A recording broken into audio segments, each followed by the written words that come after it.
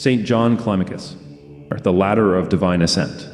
Step 1. On renunciation of the world. Part 1. Our God and King is good, transcendently good and all good. It is best to begin with God in writing to the servants of God. Of the rational beings created by Him and honored with the dignity of free will, some are His friends, others are His true servants, some are worthless, some are completely estranged from God, and others, though feeble creatures, are His opponents. By friends of God, dear and holy Father, we simple people mean, properly speaking, those intellectual and incorporeal beings which surround God. By true servants of God, we mean all those who tirelessly and unremittingly do and have done His will. By worthless servants, we mean those who think of themselves as having been granted baptism, but have not faithfully kept the vows they made to God. By those estranged from God and alienated from Him, we mean those who are unbelievers or heretics. Finally, the enemies of God are those who have not only evaded and rejected the Lord's commandment themselves, but who also wage bitter war on those who are fulfilling it. Part 2. Each of the classes mentioned above might well have a special treatise devoted to it, but for simple folk like us it would not be profitable at this point to enter into such lengthy investigations. Come then, in unquestioning obedience, let us stretch out our unworthy hand to the true servants of God who devoutly compel us, and in their faith constrain us by their commands. Let us write this treatise with a pen taken from their knowledge and dipped in the ink of humility, which is both dark yet radiant. Then let us apply it to the smooth white paper of their hearts, or rather rest it on the tablets of the Spirit, and let us inscribe the divine words, or rather sow the seeds. And let us begin like this. Part 3. God belongs to all free beings. He is the life of all, the salvation of all. Faithful and unfaithful, just and unjust, pious and impious, passionate and dispassionate, monks and laymen, wise and simple, healthy and sick, young and old. Just as the effusion of light, the sight of the sun, and the changes of the season are for all alike, for there is no respect of persons with God. Part 4. The irreligious man is a mortal being with a rational nature, who of his own free will turns his back on life and thinks of his own Maker, the ever-existent, as non-existent. The transgressor is one who holds the law of God after his own depraved fashion, and thinks to combine faith in God with heresy that is directly opposed to Him. The Christian is one who imitates Christ in thought, word, and deed, as far as is possible for human beings, believing rightly and blamelessly in the Holy Trinity. The lover of God is he who lives in communion with all that is natural and sinless, and as far as he is able neglects nothing good. The continent man is one who lives in the midst of temptations, snares, and turmoil, and who is eager to imitate with all his might those who are free from turmoil. Monasticism is an angelic order and state achieved in an earthly and soiled body. A monk is one who holds only to the commands of God in every time and place and matter. A monk is one who constantly constrains his nature and unceasingly watches over his senses. A monk is he who keeps his body in chastity, his mouth pure, and his mind illumined. A monk is a mourning soul that both asleep and awake is unceasingly occupied with the remembrance of death. Withdrawal from the world is voluntary hatred of vaunted material things and denial of nature for the attainment of what is above nature. Part 5. All who have willingly left the things of the world have certainly done so for the sake of the future kingdom, or because of the multitude of their sins, or for love of God. If they were not moved by any of these reasons, their withdrawal from the world was unreasonable. But God, who sets our contest, waits to see what the end of our course will be. Part 6. The man who has withdrawn from the world in order to shake off his own burden of sins should imitate those who sit outside the city amongst the tombs, and should not discontinue his hot and fiery streams of tears and voiceless heartfelt groanings until he too sees that Jesus has come to him and rolled away the stone of hardness from his heart and loosed Lazarus, that is to say, our mind, from the bands of sin, and ordered his attendant angels loose him from passions and let him go to blessed dispassion. Otherwise he will have gained nothing.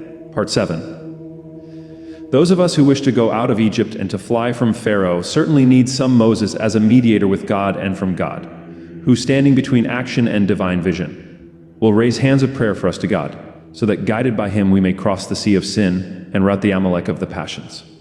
That is why those who have surrendered themselves to God deceive themselves if they suppose that they have no need of a director. Those who came out of Egypt had Moses as their guide, and those who fled from Sodom had an angel. The former are like those who are healed of the passions of the soul by the care of physicians. These are they who come out of Egypt. The latter are like those who long to put off the uncleanness of the wretched body.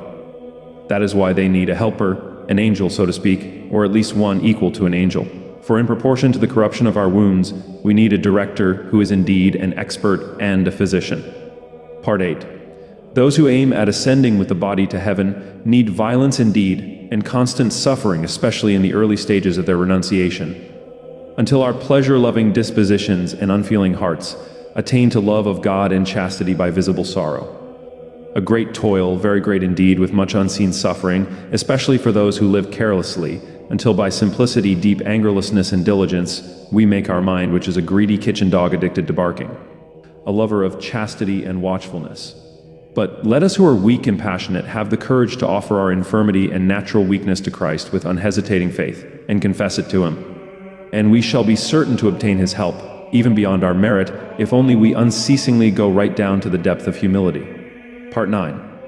All who enter upon the good fight, which is hard and narrow but also easy, must realize that they must leap into the fire if they really expect the celestial fire to dwell in them. But let everyone examine himself, and so let him eat the bread of it with its bitter herbs, and let him drink the cup of it with its tears, lest his service lead to his own judgment. If everyone who has been baptized has not been saved, I shall be silent about what follows. Part 10. Those who enter this contest must renounce all things, despise all things, deride all things, and shake off all things, that they may lay a firm foundation. A good foundation of 3 layers and 3 pillars is innocence, fasting, and temperance. Let all babes in Christ begin with these virtues, taking as their model the natural babes. For you never find in them anything sly or deceitful. They have no insatiate appetite, no insatiable stomach, no body on fire. But perhaps as they grow, in proportion as they take more food, their natural passions also increase. Part 11. To lag in the fight at the very outset of the struggle and thereby to furnish proof of our coming defeat is a very hateful and dangerous thing. A firm beginning will certainly be useful for us when we later grow slack. A soul that is strong at first, but then relaxes, is spurred on by the memory of its former zeal, and in this way new wings are often obtained. Part 12. When the soul betrays itself and loses the blessed and longed for fervor, let it carefully investigate the reason for losing this, and let it arm itself with all its longing and zeal against whatever has caused this, for the former fervor can return only through the same door through which it was lost. Part 13. The man who renounces the world from fear is like burning incense, that begins with fragrance but ends in smoke. He who leaves the world through hope of reward is like a millstone that always moves in the same way. But he who withdraws from the world out of love for God has obtained fire at the very outset, and, like fire set to fuel, it soon kindles a larger fire. Part 14. Some build bricks upon stones, others set pillars on the bare ground, and there are some who go a short distance and, having got their muscles and joints warm, go faster. Whoever can understand, let him understand this allegorical word. Part 15. Let us eagerly run our course as men called by our God and King, lest, since our time is short, we be found in the day of our death without fruit and perish of hunger. Let us please the Lord as soldiers please their king, because we are required to give an exact account of our service after the campaign. Let us fear the Lord not less than we fear beasts. For I have seen men who were going to steal and were not afraid of God, but, hearing the barking of dogs, they at once turned back, and what the fear of God could not achieve was done by the fear of animals. Let us love God at least as much as we respect our friends. For I have often seen people who had offended God and were not in the least perturbed about it. And I have seen how those same people provoked their friends in some trifling matter, and then employed every artifice, every device, every sacrifice, every apology, both personally and through friends and relatives, not sparing gifts in order to regain their former love. Part 16. In the very beginning of our renunciation, it is certainly with labor and grief that we practice the virtues. But when we have made progress in them, we no longer feel sorrow, or we feel little sorrow. But as soon as our mortal mind is consumed and mastered by our zeal, we practice them with all joy and eagerness, with love and with divine fire. Part 17. Those who at once from the very outset follow the virtues and fulfill the commandments with joy and alacrity certainly deserve praise. And in the same way, those who spend a long time in asceticism and still find it a weariness to obey the commandments, if they obey them at all, certainly deserve pity. Part 18. Let us not even abhor or condemn the renunciation due merely to circumstances. I have seen men who had fled into exile meet the emperor by accident when he was on tour, and then join his company. enter his palace, and dine with him. I have seen seed casually fall on the earth and bear plenty of thriving fruit, and I have seen the opposite too. I have also seen a person come to a hospital with some other motive, but the courtesy and kindness of the physician overcame him, and on being treated with an astringent, he got rid of the darkness that lay on his eyes. Thus, for some, the unintentional was stronger and more sure than what was intentional in others. Part 19. Let no one, by appealing to the weight and multitude of his sins, say that he is unworthy of the monastic vow, and for love of pleasure disparage himself, excusing himself with excuses in his sins. Where there is much corruption, considerable treatment is needed to draw out all the impurity. The healthy do not go to a hospital. Part 20. If an earthly king were to call us and request us to serve in his presence, we should not delay for other orders. We should not make excuses, but we should leave everything and eagerly go to him. Let us then be on the alert, lest when the King of Kings and Lord of Lords and God of Gods calls us to this heavenly office, we cry off out of sloth and cowardice and find ourselves without excuse at the last judgment. It is possible to walk, even when tied with the fetters of worldly affairs and iron cares, but only with difficulty. For even those who have iron chains on their feet can often walk, but they are continually stumbling and getting hurt. An unmarried man who is only tied to the world by business affairs is like one who has fetters on his hands, and therefore when he wishes to enter the monastic life, he has nothing to hinder him.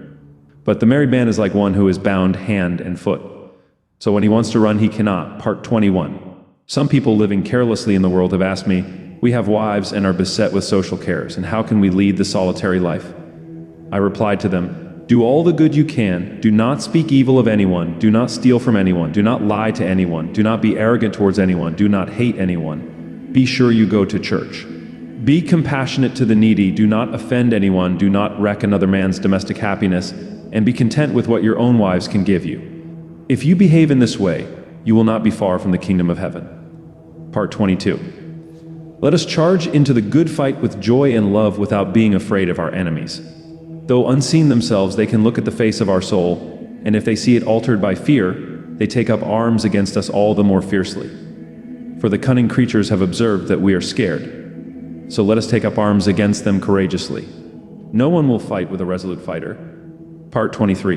The Lord designedly makes easy the battles of beginners, so that they should not immediately return to the world at the outset.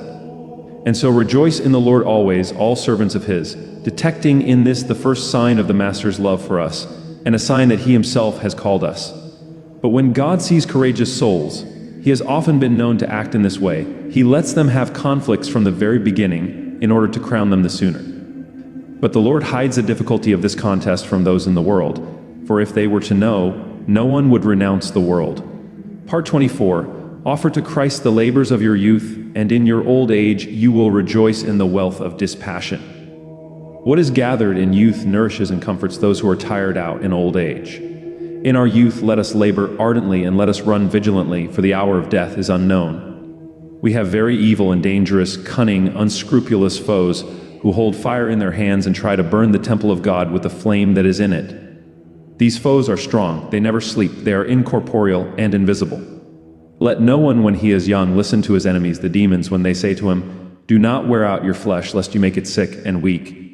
For you will scarcely find anyone, especially in the present generation, who is determined to mortify his flesh, although he might deprive himself of many pleasant dishes. The aim of this demon is to make the very outset of our spiritual life lax and negligent, and then make the end correspond to the beginning. Part 25. Those who have really determined to serve Christ, with the help of spiritual fathers and their own self-knowledge, will strive before all else to choose a place, a way of life, and a habitation, and exercises suitable for them. For community life is not for all, on account of greed, and not for all are places of solitude, on account of anger. But each will consider what is most suited to his needs. Part 26. The whole monastic state consists of 3 specific kinds of establishment, either the retirement and solitude of a spiritual athlete, or living in stillness with 1 or 2 others, or settling patiently in a community. Turn not to the right hand nor to the left, but follow the King's highway. Of the 3 ways of life stated above, the second is suitable for many people. For it is said, woe unto him who is alone when he falleth into despondency or lethargy or laziness or despair, and hath not another among men to lift him up. For where 2 or 3 are gathered in my name, there am I in the midst of them, said the Lord. Part 27. So who is a faithful and wise monk? He who has kept his fervor unabated, and to the end of his life has not ceased daily to add fire to fire, fervor to fervor, zeal to zeal, love to love. This is the first step. Let him who has set foot on it not turn back.